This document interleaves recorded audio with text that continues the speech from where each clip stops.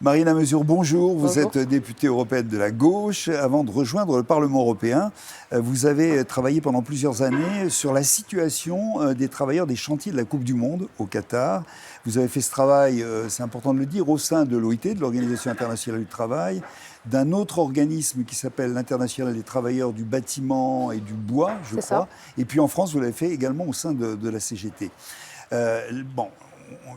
L'exploitation subie par les travailleurs étrangers venus au Qatar sur les chantiers, c'est vraiment aujourd'hui au cœur de l'actualité, d'autant que la compétition elle-même débute dans quelques semaines.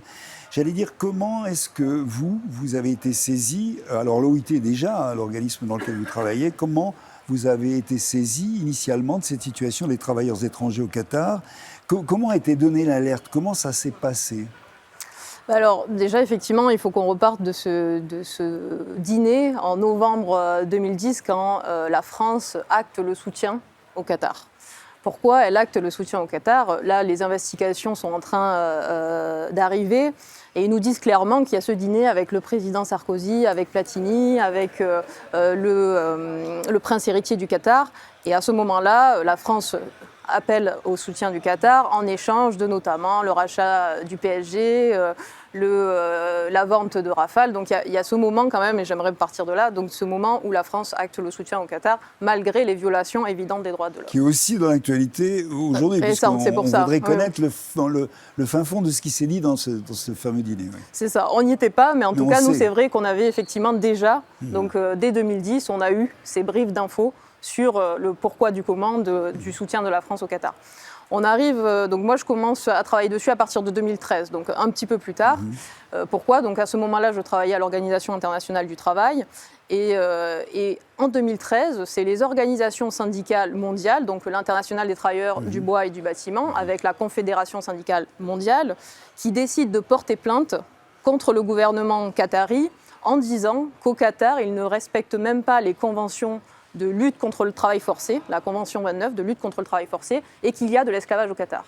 Donc c'est là, moi, où je suis alertée, c'est en 2013, quand il y a ce dépôt de plainte des organisations syndicales au sein de l'Organisation internationale du travail. Et donc, effectivement, c'est le début d'un processus long, puisque vous voyez maintenant on est en 2022, mais donc à ce moment-là, effectivement, il y a cette alerte qui est donnée, et donc l'OIT commence à investiguer sur le travail forcé au Qatar, sur l'esclavage, sur le système kafala qui fait que les travailleurs sont totalement dépendants de leur employeur, puisque c'est eux qui les fait venir au Qatar avec un système de sponsoring. Détail, oui, d'accord, on en reparlera un peu plus tard. Mais donc c'est effectivement à ce moment-là où on est alerté, et c'est ce moment-là où, en tout cas, moi de mon côté, je fais la transition entre l'Organisation internationale du travail qui porte cette plainte et le syndicat mondial qui va défendre les travailleurs concrètement sur le terrain au Qatar. Comment, justement, s'organise cette défense? Parce qu'on imagine bien que dans une situation comme celle-ci, c'est quand même pas simple. Vous-même, vous vous êtes déplacé aux Philippines, je crois, au Népal également, d'où sont venus, en tous les cas, un certain nombre de travailleurs sur les chantiers du Qatar. Comment vous avez fait? Comment ça s'est passé? Quelle a été la méthode, en fait? Oui, donc effectivement, c'est justement en plus dans une réunion à l'Organisation internationale du travail que je rencontre le syndicalisme mondial et que je décide de transiter, donc de changer de travail et d'aller au niveau du syndicat mondial pour m'attaquer à ce cas-là. Donc concrètement, comment on fait? On est parti des pays d'origine des travailleurs migrants. Il faut savoir qu'au Qatar, on a 2 millions de travailleurs migrants, donc c'est 95% de la main-d'œuvre qui sont des travailleurs migrants. Et ce sont principalement des travailleurs issus du Népal, de l'Inde et des Philippines, dans la construction notamment. Donc ce que nous avons fait, c'est que comme le Qatar interdit l'organisation syndicale dans le pays, puisqu'il n'a pas ratifié les conventions de l'OIT relatives à la liberté syndicale, et on sait que c'est extrêmement risqué au Qatar de s'organiser, nous avons eu la démarche de se dire il faut qu'on aille organiser depuis les pays d'origine. C'est-à-dire avant que le travailleur arrive, il faut qu'il soit organisé, il faut qu'on ait des leaders syndicaux qui ne se nommeront pas leaders syndicaux, qui puissent aller au Qatar et qui puissent aider à organiser localement les travailleurs pour défendre leurs droits. Et donc, c'est avec les organisations syndicales de ces pays-là, et c'est pour ça que je parlais notamment du Népal, parce que ça a été le syndicat népalais a été extrêmement présent et a organisé des travailleurs à travers des formations pour les envoyer après au Qatar et pour qu'ils deviennent justement ces dirigeants syndicaux qu'on nommera pas et qui s'organisent localement. Alors comment? Par exemple, ils créaient des communautés culturelles qui portaient justement pour dire, en fait, c'était des lieux d'organisation. Qui servaient de paravent, enfin de paravent entre guillemets, mais à partir de quoi s'organisait la défense des travailleurs. Oui, c'est ça. Ils étaient formés depuis le pays d'origine. Donc, une formation avec les syndicats locaux, donc népalais, philippins, indiens, et en même temps le syndicalisme mondial qui était là aussi. Et donc, les travailleurs partaient formés pour après organiser. Et comment ils s'organisaient sur place parce qu'ils n'avaient pas d'espace pour s'organiser, eh bien, c'était à travers ces communautés culturelles népalaises, indiennes, philippines, qui permettaient de véhiculer justement cette organisation collective de défense. Donc, c'était à travers une... Et l'OIT, les organisations, j'allais dire syndicales internationales en règle générale, continuer à avoir des contacts avec eux une fois qu'ils étaient, ou au minimum des informations, une fois qu'ils étaient au Qatar. Comment ça s'est passé? Les syndicats, pas l'OIT. On est d'accord, c'est deux choses différentes parce que du coup, l'OIT avait, à partir de la plainte justement de 2013, a mis un bureau au Qatar. Donc elle avait son rôle en tant qu'organisation internationale de suivi auprès du gouvernement des réformes visant à protéger les travailleurs sur place. Mais effectivement, la partie syndicale, donc c'était la nôtre, c'était évidemment de suivre et d'être en lien avec ces travailleurs au Qatar. Des fois, ils se sont fait expulser aussi, parce que forcément, quand ils étaient identifiés et que les autorités qataries se rendaient compte qu'ils ne faisaient pas seulement le travail, mais qu'ils étaient là pour s'organiser et pour défendre collectivement les intérêts des travailleurs. Et du coup, on a eu des cas effectivement de travailleurs qui ont pu être ou emprisonnés, qui après ont été expulsés. Donc, on a eu aussi ces cas au Qatar. Donc, notamment des Népalais. Je pense à plusieurs Népalais qui sont revenus après avoir été identifiés comme des organisateurs des syndicalistes déguisés au Qatar. C'est ça. Néant des droits sociaux, on le disait, on peut donner des exemples. Vous parliez tout à l'heure des conditions déjà. L'enquête du Guardian, qui a quand même été un moment aussi pour faire connaître un peu ce qui se passait sur place, parle notamment de ces questions de paiement pour aller travailler. Le travailleur devait payer pour aller travailler au Qatar, il devait payer son propre recrutement en réalité. C'est le système. Effectivement, donc on est entre 2013 et le moment où on commence à remettre en cause ce système-là, le système Kafala dont on parle, il se passe encore 4 ans. Oui, donc ça veut dire, et à chaque fois, chaque année, c'est des centaines de travailleurs qui décèdent. Parce qu'en 2013, nous, on était déjà à 1500 morts et on prévoyait une estimation de 4000 morts si rien n'était fait. À la fin, on termine avec 6750 travailleurs qui sont décédés sur les chantiers en lien avec les infrastructures de la Coupe du Monde. Donc en gros, effectivement, nous, depuis la plainte de 2013 et de l'action syndicale, on demande que le système Kafala soit supprimé au Qatar et qu'il y ait une réforme faite sur le sujet. Et on devra attendre 2017 pour que le Qatar, et c'est notamment lié à une investigation sur place que nous avons aussi permis avec l'association Sherpa. L'association Sherpa est venue sur place pour constater qu'il y avait de l'esclavage en fait au Qatar, que les travailleurs étaient entassés dans des logements totalement insalubres, qui mouraient en fait le soir parce qu'ils étaient à 50 degrés dans ces baraquements, c'était insupportable. Et donc en fait c'est Sherpa qui met la lumière en fait sur les conditions d'hébergement et de travail aussi à travers cette plainte qu'elle dépose contre Vinci. Donc elle dépose contre une multinationale française. Et donc c'est là où le gouvernement, où la FIFA commence à réagir, parce que là, pendant les premières années, la FIFA ne réagit pas. C'est la question que j'allais vous poser. Oui, qu'est-ce que faisait la FIFA pendant ce temps-là? Rien, jusqu'en 2017, où là, ça commence effectivement, les plaintes contre des entreprises, les reportages totalement accablants des conditions de vie, d'hébergement, etc. des travailleurs au Qatar. Et derrière aussi cette séquence où on voit les cercueils arriver par dizaines au Népal, et avec cette séquence justement qui a été filmée. Et là, la FIFA réagit, donc entre guillemets, en 2017 en disant on va permettre le dialogue entre les organisations syndicales mondiales et le comité suprême, en gros les autorités qataries, pour avancer sur les conditions de travail et le retrait du système Kafala. Et entre 2017 et maintenant 2022, il a fallu encore attendre au moins 2 ans avant qu'on commence à mettre en place les réformes. Donc vous imaginez, ça fait 10 ans qu'on perd, 10 ans pour commencer à remettre en cause le système Kafala. Alors juste peut-être sur ce point-là, parce que c'est important. Donc le système Kafala est remis en question à partir donc, de ce moment-là. C'est concrètement un travailleur, il n'a pas le droit de changer de travail. sans demander l'autorisation à son employeur. Lorsqu'il arrive, l'employeur lui prend son passeport. Il n'a pas le droit de quitter le pays.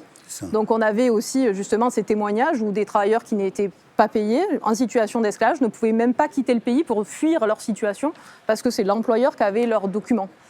Donc, donc ça, c'était... Voilà. Et après, il y avait la question qu'il n'y avait pas de salaire minimum au Qatar. Donc pareil, lorsqu'ils étaient payés, il y avait beaucoup qui n'étaient pas payés. Lorsqu'ils étaient payés, c'était au lance-pierre. Et surtout, il y avait aussi cette pratique qui faisait qu'au Népal, on signait un contrat de travail. À l'aéroport, lorsqu'on arrivait au Qatar, le contrat était déchiré et on faisait un autre contrat avec des salaires beaucoup plus bas. Donc il y avait tout ce système-là qui était organisé à travers le fait d'être totalement soumis à l'employeur. Un travailleur est totalement soumis. Il a ses documents. Le plus strict tel qu'il est décrit. C'est ça. Lorsque justement on porte la plainte pour travail forcé, c'est de dire il y a de l'esclavage au Qatar. De toute façon, il y a encore 42 millions d'esclaves dans le monde. Et il y en avait une partie importante qui était au Qatar. Quelque chose a bougé. Comment vous voyez les choses aujourd'hui ? Du coup, effectivement, le gouvernement a essayé de revenir un petit peu justement sur ce système kafala, mais dans les faits, il dit l'avoir supprimé, mais dans les faits, nous, on a encore des témoignages des travailleurs qui nous disent non, on est encore soumis à notre employeur. Notre employeur nous prend nos documents, nous interdit de changer de travail si on le souhaite. Donc non, il y a encore effectivement aujourd'hui au Qatar ce système qui est de fait en application. Donc, non, c'est très compliqué. On a obtenu le salaire minimum, un salaire minimum à peu près 260 €, enfin dollars si je me souviens bien. C'est très bas. Mais maintenant, on a fixé un salaire minimum au Qatar qui n'existait pas. On a aussi, par contre, depuis 2018, fait des inspections donc, avec l'organisation syndicale. On va sur place, donc on fait une délégation avec plusieurs syndicats de plusieurs pays et on va sur place pour essayer justement de contrôler notamment les normes de santé et sécurité et les lieux d'hébergement des travailleurs. Alors je ne dis pas que c'est la panacée, évidemment, parce que lorsqu'on annonce une mission d'inspection, vous imaginez bien qu'on n'a pas la liberté de faire tout ce que l'on souhaite, mais ça existe et on en a fait vraiment plusieurs donc depuis 2017 à peu près.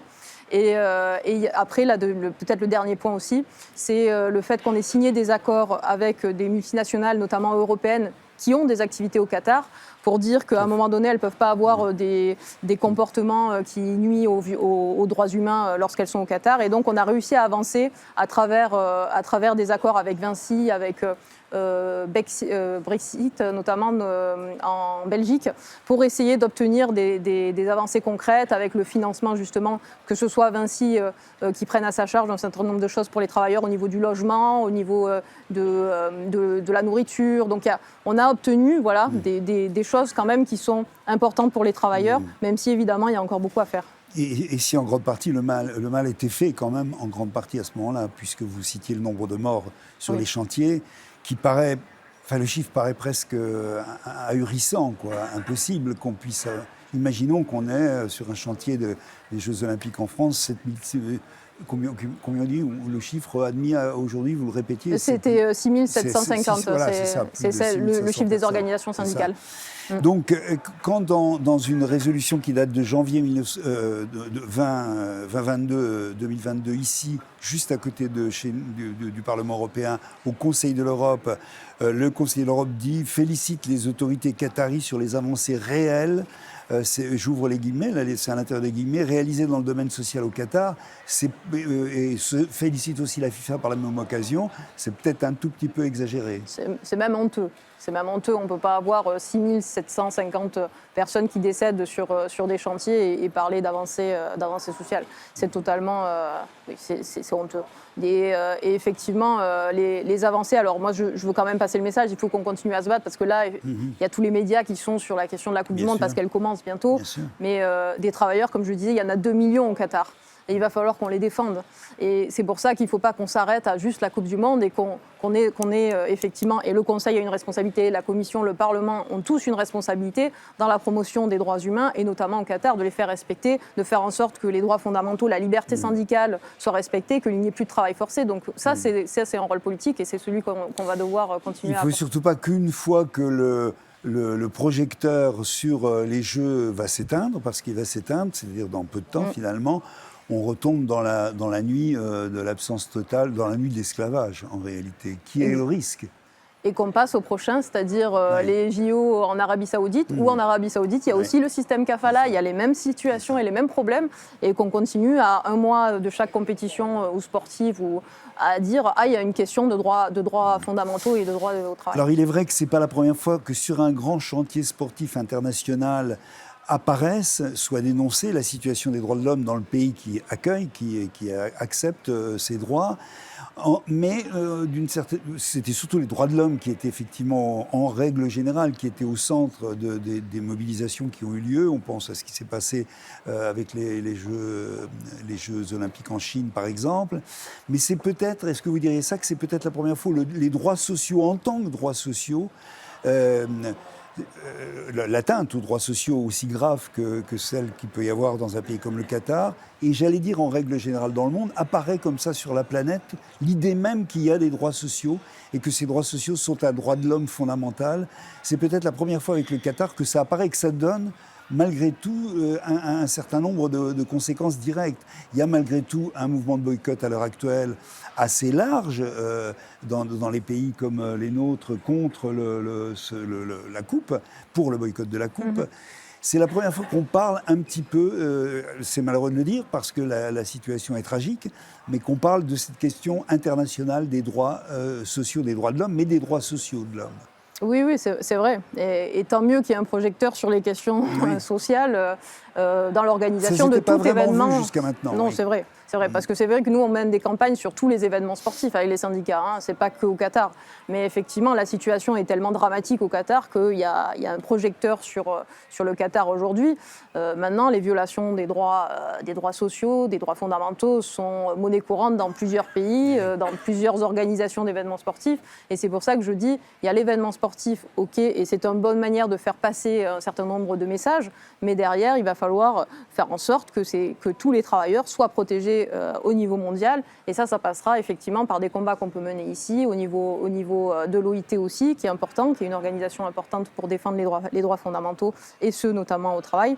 Donc oui, un projecteur, et en même temps, vous imaginez bien que moi, en tant que syndicaliste, ça me fait extrêmement mal au cœur d'imaginer que on a ce projecteur-là, alors que ça fait 10 ans qu'on se bat sur le sujet. Ça fait 10 ans qu'on a des travailleurs qui meurent, qu'on a des familles, des jeunes qui sont tous déclarés en mort naturelle parce qu'ils ont un arrêt cardiaque à 23 ans sur un chantier à 50 degrés à l'ombre. Et ça, c'est dramatique. C'est dramatique. Donc, effectivement, oui, tant mieux qu'on en parle, mais c'est vrai que ça fait mal au cœur de dire qu'on en parle maintenant. Et c'est pour ça que j'alerte, il faut qu'on en parle après aussi. C'est ça. D'autant, comme vous le disiez il y a quelques instants, que ça risque de se reproduire, bien entendu, que ça va se reproduire ailleurs. Qu'est-ce que vous en pensez, vous, du mot d'ordre de boycott de la Coupe du Monde, qui est quand même massif aujourd'hui, qui circule ? Le boycott, pour moi, il doit servir seulement s'il permet un rapport de force. Ça veut dire, si on est en capacité, à travers le boycott, d'obtenir des choses pour les travailleurs au Qatar, d'accord. C'est-à-dire qu'aujourd'hui, par exemple, je sais que dans les mots d'ordre, et notamment dans les choses qui ont été portées par Amnesty, mais aussi par les syndicats, il y a ce fonds d'indemnité de 444 millions d'euros, que la FIFA, d'ailleurs, commence à avancer sur le fait de le créer pour indemniser les victimes, les familles des victimes. C'est une bonne chose. C'est une bonne chose qu'il y ait ces fonds qui soient créés. Et si ça permet à un moment donné d'obtenir quelque chose pour le Qatar, d'aller chercher une modification de la loi au Qatar, il faut qu'on l'utilise. Maintenant, encore une fois, il faut que ça soit sur le long terme et qu'on sait très bien qu'on peut passer un certain nombre de réformes là, maintenant, en octobre, à un mois du lancement de la Coupe du Monde. Mais derrière, l'application, quand nous, on nous a vu qu'on a mis 4 ans à essayer d'obtenir que le système kafala soit supprimé, on sait très bien que dans les faits, ça va être compliqué de faire le suivi. Donc, il y a encore en ce moment au Qatar des travailleurs qui y sont, on imagine, jusqu'à la dernière minute. Vous avez des informations, des nouvelles sur ce qui se passe en ce moment même ? Il y a toujours des pratiques concrètes d'exploitation au Qatar. Et comme je le disais tout à l'heure, on a 2 millions de travailleurs qui sont toujours au Qatar. Alors ils sont pas en train de finir les stades, parce que les stades sont finis évidemment, mais il y a toutes les infrastructures, il y a les hôtels, il y a le métro, et toutes ces infrastructures-là qui sont aussi en lien avec la Coupe du Monde. On a encore des travailleurs qui aujourd'hui sont toujours exploités, puisque entre les grandes déclarations faites pour essayer d'apaiser la communauté internationale et concrètement ce qui est fait au Qatar, il y a un écart énorme, et donc effectivement il y a encore des travailleurs exploités au Qatar aujourd'hui. Il y aura des missions d'observation qui vont être faites pendant les Jeux eux-mêmes, on imagine. C'est notamment à travers l'OIT que c'est proposé aujourd'hui. Maintenant, encore une fois, les missions d'observation, ça doit se faire en toute indépendance, ça ne doit pas se faire en demandant aux autorités de pouvoir venir à tel moment, à tel endroit. Donc oui, il faut que ça se fasse, mais en toute indépendance. Merci beaucoup Marina Mesuré. On Merci. continuera à suivre, puisque c'est l'actualité, ça va l'être encore pendant plusieurs semaines, ce qui se passe effectivement au Qatar dans ce domaine. Merci beaucoup et merci à vous qui nous avez suivis. Au revoir, à bientôt.